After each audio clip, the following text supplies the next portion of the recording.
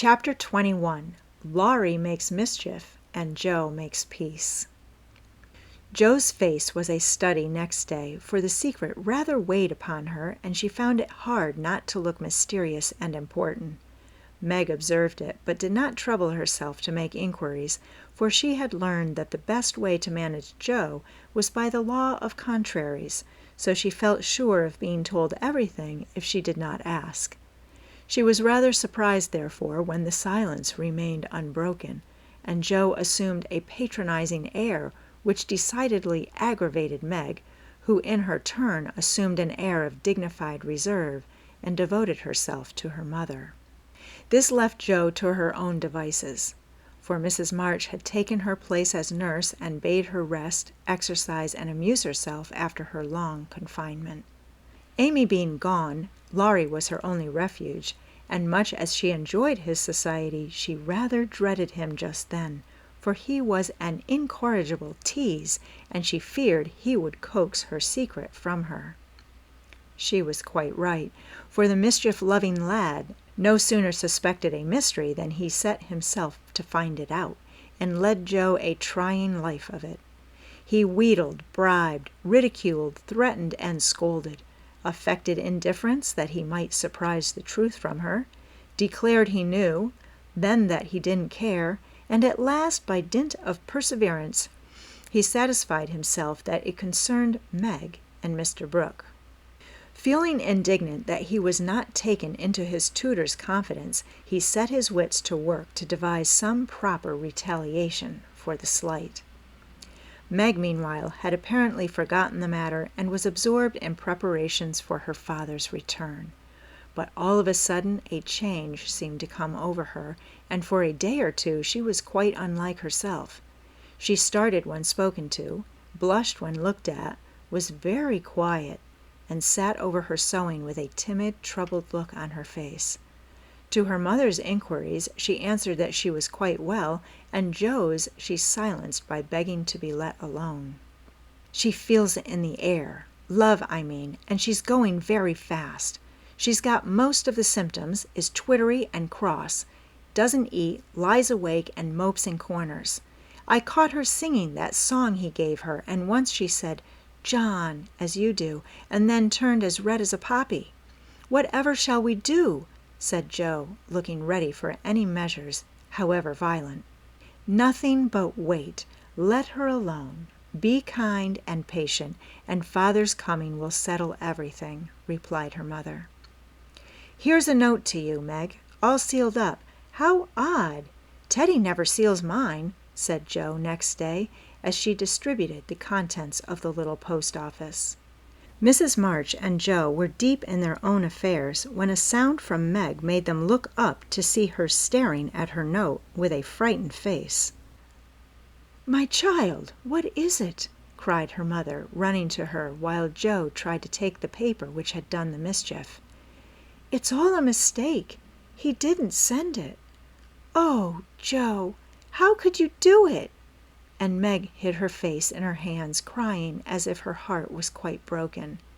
"Me? I've done nothing. What's she talking about?" cried Joe, bewildered. Meg's mild eyes kindled with anger as she pulled a crumpled note from her pocket and threw it at Joe, saying reproachfully, "You wrote it, and that bad boy helped you. How could you be so rude, so mean and cruel to us both?" Joe hardly heard her, for she and her mother were reading the note, which was written in a peculiar hand. "My dearest Margaret, I can no longer restrain my passion and must know my fate before I return. I dare not tell your parents yet, but I think they would consent if they knew that we adored one another. Mr. Lawrence will help me to some good place, and then, my sweet girl, you will make me happy. I implore you to say nothing to your family yet, but to send one word of hope, through Laurie, to your devoted John." "Oh, the little villain! That's the way he meant to pay me for keeping my word to mother. I'll give him a hearty scolding and bring him over to beg pardon," cried Joe, burning to execute immediate justice, but her mother held her back, saying with a look she seldom wore, "Stop, Joe. You must clear yourself first. You have played so many pranks that I am afraid you have had a hand in this." "On my word, Mother, I haven't.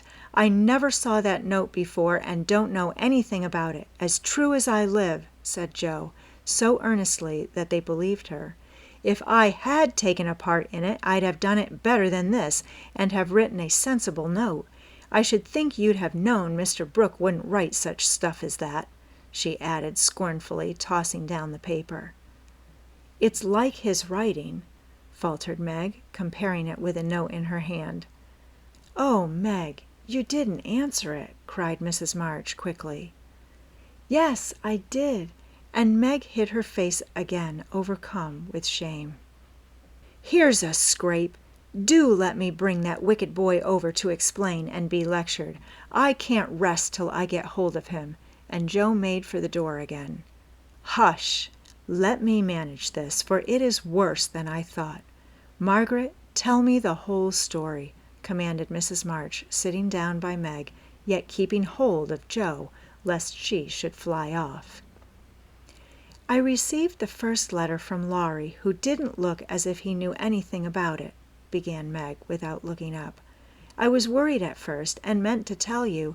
Then I remembered how you liked Mr. Brooke, so I thought you wouldn't mind if I kept my little secret for a few days. I'm so silly that I like to think no one knew, and while I was deciding what to say, I felt like the girls in books, who have such things to do. Forgive me, Mother, I'm paid for my silliness now. I never can look him in the face again." "What did you say to him?" asked Mrs. March. "I only said I was too young to do anything about it yet, that I didn't wish to have secrets from you, and he must speak to Father. I was very grateful for his kindness and would be his friend, but nothing more for a long while." Mrs. March smiled, as if well pleased, and Joe clapped her hands, exclaiming with a laugh, "You are almost equal to Caroline Percy, who was a pattern of prudence. Tell on, Meg, what did he say to that?"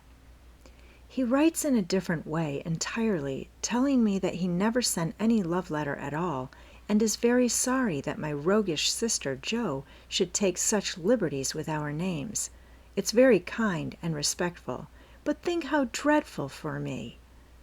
Meg leaned against her mother, looking the image of despair, and Jo tramped about the room calling LAURIE names. All of a sudden she stopped, caught up the two notes, and after looking at them closely, said decidedly, "I don't believe Brooke ever saw either of these letters. Teddy wrote both and keeps yours to crow over me with, because I wouldn't tell him my secret." "Don't have any secrets, Joe. Tell it to Mother, and keep out of trouble, as I should have done," said Meg warningly. "Bless you, child. Mother told me." "That will do, Joe.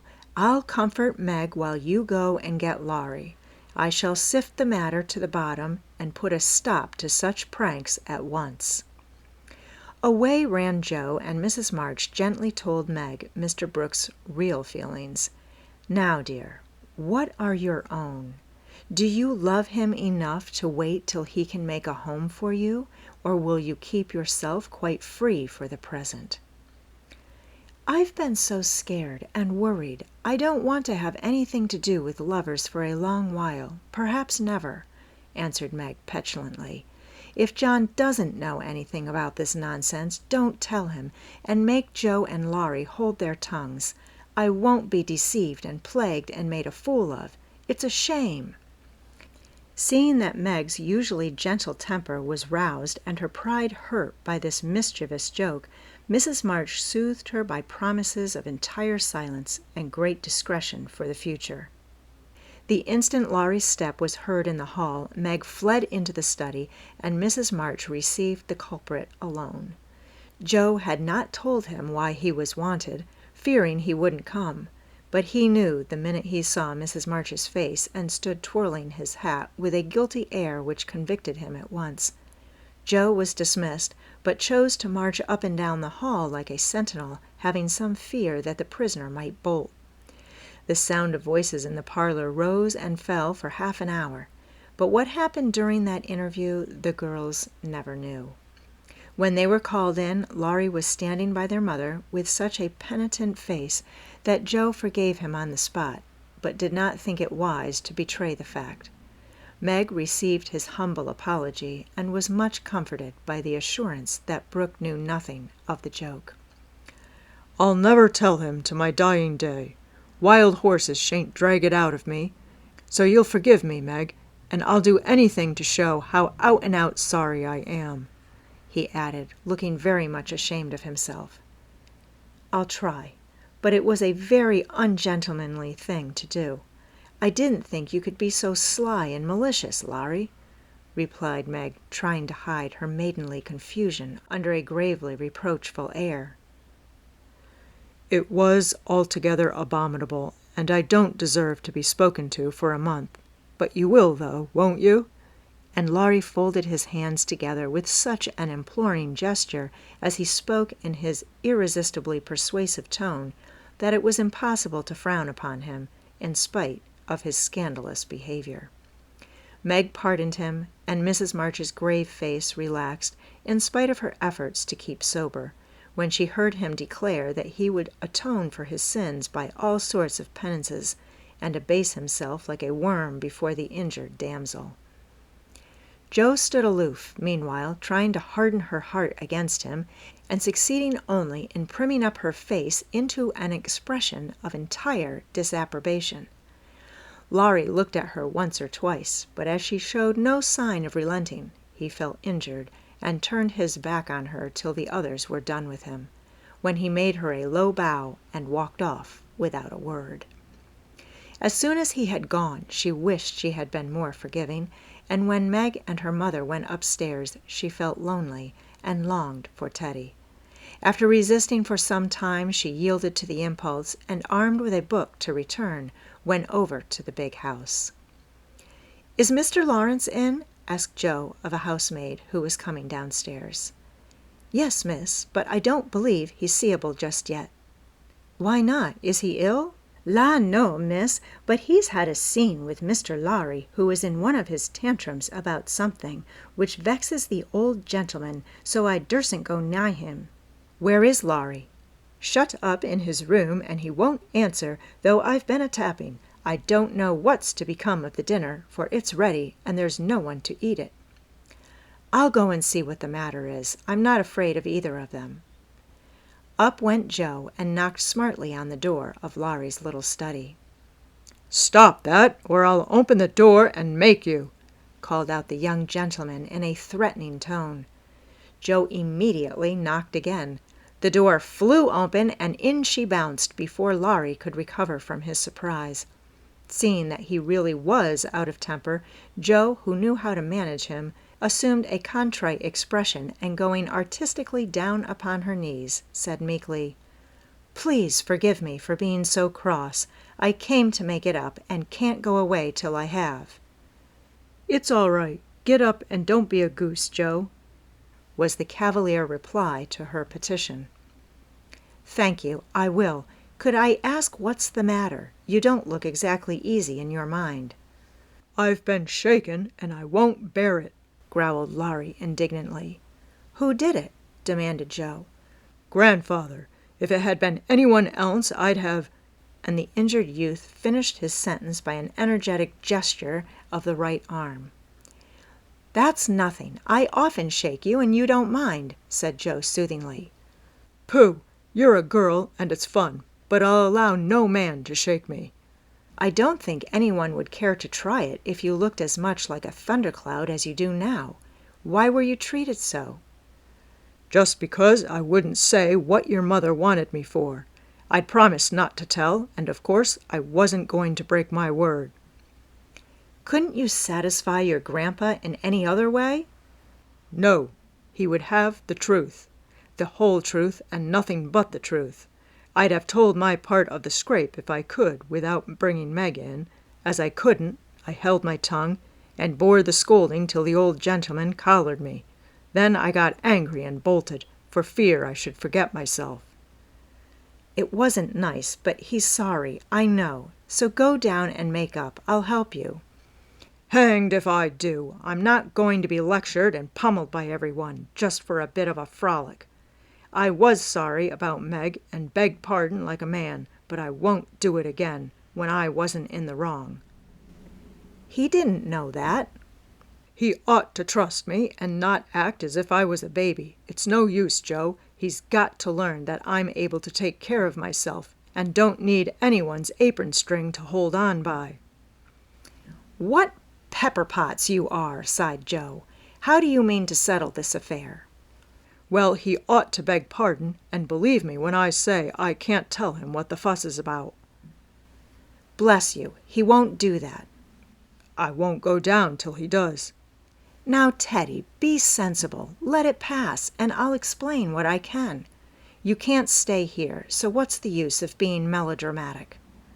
I don't intend to stay here long anyway. I'll slip off and take a journey somewhere, and when Grandpa misses me, he'll come round fast enough. I dare say, but you ought not to go and worry him. Don't preach. I'll go to Washington and see Brooke. It's gay there, and I'll enjoy myself after the troubles. What fun you'd have! I wish I could run off too, said Joe, forgetting her part of mentor in lively visions of martial life at the Capitol. Come on, then. Why not? You go and surprise your father, and I'll stir up old Brooke. It would be a glorious joke. Let's do it, Joe. We'll leave a letter saying we are all right and trot off at once. I've got money enough. It will do you good and be no harm as you go to your father. For a moment Joe looked as if she would agree, for wild as the plan was, it just suited her. She was tired of care and confinement, longed for change, and thoughts of her father blended temptingly with the novel charms of camps and hospitals, liberty and fun. Her eyes kindled as they turned wistfully toward the window, but they fell on the old house opposite, and she shook her head with sorrowful decision. If I was a boy, we'd run away together and have a capital time, but as I'm a miserable girl, I must be proper and stop at home. Don't tempt me, Teddy. It's a crazy plan. That's the fun of it, began LAURIE, who had got a willful fit on him and was possessed to break out of bounds in some way. Hold your tongue, cried Joe, covering her ears. Prunes and prisms are my doom, and I may as well make up my mind to it. I came here to moralize, not to hear about things that make me skip to think of. I know Meg would wet blanket such a proposal, but I thought you had more spirit, began LAURIE insinuatingly. Bad boy, be quiet. Sit down and think of your own sins. Don't go making me add to mine. If I get your grandpa to apologize for the shaking, will you give up running away? Asked Joe seriously. Yes, but you won't do it, answered LAURIE, who wished to make up, but felt that his outraged dignity must be appeased first. If I can manage the young one, I can the old one, muttered Joe, as she walked away, leaving LAURIE bent over a railroad map with his head propped up on both hands. Come in, and Mr. Lawrence's gruff voice sounded gruffer than ever as Joe tapped at his door. It's only me, sir, come to return a book, she said blandly as she entered. Want any more? Asked the old gentleman, looking grim and vexed, but trying not to show it. Yes, please, I like old Sam so well. I think I'll try the second volume, returned Joe, hoping to propitiate him by accepting a second dose of Boswell's Johnson, as he had recommended that lively work. The shaggy eyebrows unbent a little as he rolled the steps toward the shelf where the Johnsonian literature was placed. Joe skipped up and, sitting on the top step, affected to be searching for her book, but was really wondering how best to introduce the dangerous object of her visit. Mr. Lawrence seemed to suspect that something was brewing in her mind, for after taking several brisk turns about the room, he faced round on her, speaking so abruptly that Rasselas tumbled face downward on the floor. What has that boy been about? Don't try to shield him. I know he has been in mischief by the way he acted when he came home. I can't get a word from him, and when I threatened to shake the truth out of him, he bolted upstairs and locked himself into his room. He did do wrong, but we forgave him, and all promised not to say a word to anyone, began Joe reluctantly. "That won't do. He shall not shelter himself behind a promise from you soft-hearted girls. If he's done anything amiss, he shall confess, beg pardon, and be punished. Out with it, Joe. I won't be kept in the dark." Mr. Lawrence looked so alarming and spoke so sharply that Joe would have gladly run away if she could. But she was perched aloft on the steps, and he stood at the foot, a lion in the path, so she had to stay and brave it out. "Indeed, sir, I cannot tell. Mother forbade it. Laurie has confessed, asked pardon, and been punished quite enough. We don't keep silence to shield him, but someone else, and it will make more trouble if you interfere. Please don't. It was partly my fault, but it's all right now, so let's forget it and talk about the Rambler or something pleasant." "Hang the Rambler! Come down and give me your word that this harum-scarum boy of mine hasn't done anything ungrateful or impertinent. If he has, after all your kindness to him, I'll thrash him with my own hands." The threat sounded awful, but did not alarm Joe, for she knew the irascible old gentleman would never lift a finger against his grandson, whatever he might say to the contrary. She obediently descended and made as light of the prank as she could without betraying Meg or forgetting the truth. Well, if the boy held his tongue because he promised, and not from obstinacy, I'll forgive him. He's a stubborn fellow and hard to manage," said Mr. Lawrence, rubbing up his hair till it looked as if he had been out in a gale, and smoothing the frown from his brow with an air of relief. "So am I, but a kind word will govern me when all the king's horses and all the king's men couldn't," said Joe, trying to say a kind word for her friend, who seemed to get out of one scrape only to fall into another. "You think I'm not kind to him, eh?" was the sharp answer.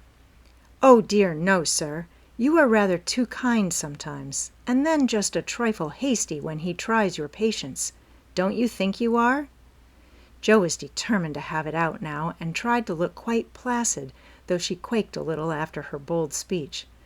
To her great relief and surprise, the old gentleman only threw his spectacles onto the table with a rattle, and exclaimed frankly, "You're right, girl. I am. I love the boy, but he tries my patience past bearing, and I don't know how it will end if we go on so."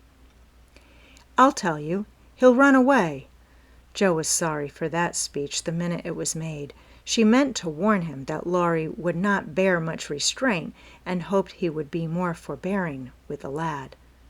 Mr. Lawrence's ruddy face changed suddenly, and he sat down with a troubled glance at the picture of a handsome man, which hung over his table. It was Laurie's father, who had run away in his youth and married against the imperious old man's will. Joe fancied he remembered and regretted the past, and she wished she had held her tongue. "He won't do it unless he is very much worried, and only threatens it sometimes when he gets tired of studying. I often think I should like to, especially since my hair was cut, so if you ever miss us you may advertise for 2 boys and look among the ships bound for India." She laughed as she spoke, and Mr. Lawrence looked relieved, evidently taking the whole as a joke. "You hussy, how dare you talk in that way? Where's your respect for me and your proper bringing up? Bless the boys and girls! What torments they are, yet we can't do without them," he said, pinching her cheeks good-humoredly. "Go and bring that boy down to his dinner, tell him it's all right, and advise him not to put on tragedy airs with his grandfather. I won't bear it." "He won't come, sir. He feels badly because you didn't believe him when he said he couldn't tell. I think the shaking hurt his feelings very much." Joe tried to look pathetic, but must have failed, for Mr. Lawrence began to laugh, and she knew the day was won. "I'm sorry for that, and ought to thank him for not shaking me, I suppose. What the dickens does the fellow expect?" And the old gentleman looked a trifle ashamed of his own testiness. "If I were you, I'd write him an apology, sir. He says he won't come down till he has one, and talks about Washington and goes on in an absurd way. A formal apology will make him see how foolish he is and bring him down quite amiable. Try it. He likes fun, and this way is better than talking. I'll carry it up and teach him his duty." Mr. Lawrence gave her a sharp look and put on his spectacles, saying slowly, "You're a sly puss, but I don't mind being managed by you and Beth. Here, give me a bit of paper, and let us have done with this nonsense." The note was written in the terms which one gentleman would use to another after offering some deep insult. Joe dropped a kiss on the top of Mr. Lawrence's bald head and ran up to slip the apology under Laurie's door, advising him, through the keyhole, to be submissive, decorous, and a few other agreeable impossibilities. Finding the door locked again, she left the note to do its work and was going quietly away when the young gentleman slid down the banisters and waited for her at the bottom, saying, with his most virtuous expression of countenance, "What a good fellow you are, Joe! Did you get blown up?" he added, laughing. "No, he was pretty mild on the whole." "Ah, I got it all round. Even you cast me off over there, and I felt just ready to go to the deuce," he began apologetically. "Don't talk in that way. Turn over a new leaf and begin again, Teddy, my son." "I keep turning over new leaves and spoiling them, as I used to spoil my copybooks, and I make so many beginnings there never will be an end," he said dolefully. "Go and eat your dinner. You'll feel better after it. Men always croak when they are hungry." And Joe whisked out at the front door after that. "That's a label on my sect," answered Laurie, quoting Amy as he went to partake of humble pie dutifully with his grandfather, who was quite saintly in temper and overwhelmingly respectful in manner all the rest of the day. Everyone thought the matter ended and the little cloud blown over, but the mischief was done, for, though others forgot it, Meg remembered.